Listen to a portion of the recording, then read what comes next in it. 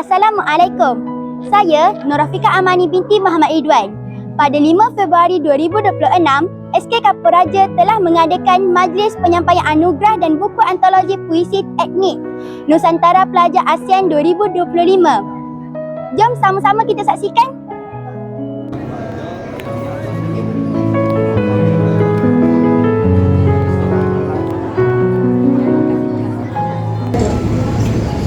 Bismillahirrahmanirrahim. Alhamdulillahirabbil alamin.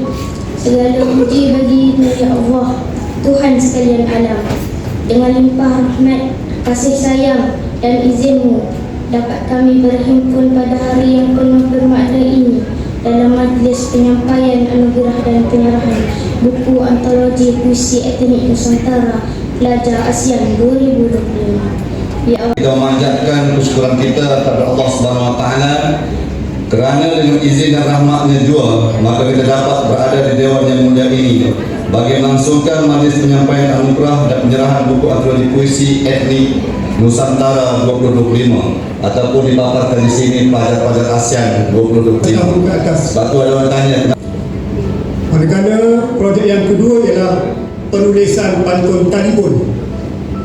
Suka saya memaklumkan bahawa talibun ni akan berusaha untuk mencapai rekod dunia dengan menghimpunkan seramai insyaAllah 2026 penulis seluruh dunia. Apabila disebut dan insyaAllah kami bagi hari ini akan sentiasa memberi sokongan dan sebagaimana sarana yang dibuat tadi, saya cuba ikhtiar supaya untuk di persiapan kita untuk sambutan hari itu kita cuba bincang mana kita boleh upkan kita punya program kita ni untuk diselipkan dalam perayaan nanti ya, insyaAllah kita akan cuba.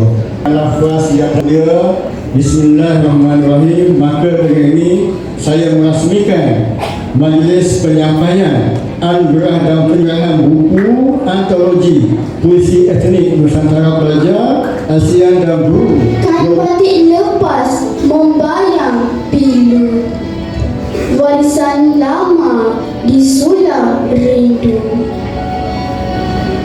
Kain batik lepas warisan Tok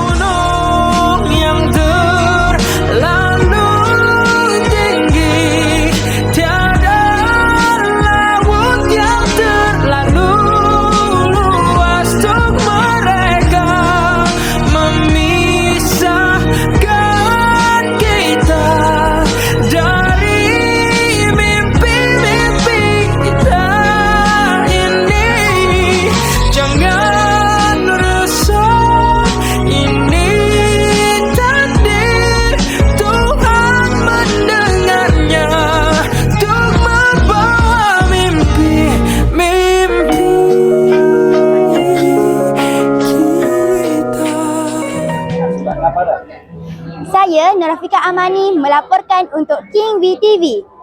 King V di hati. Bye.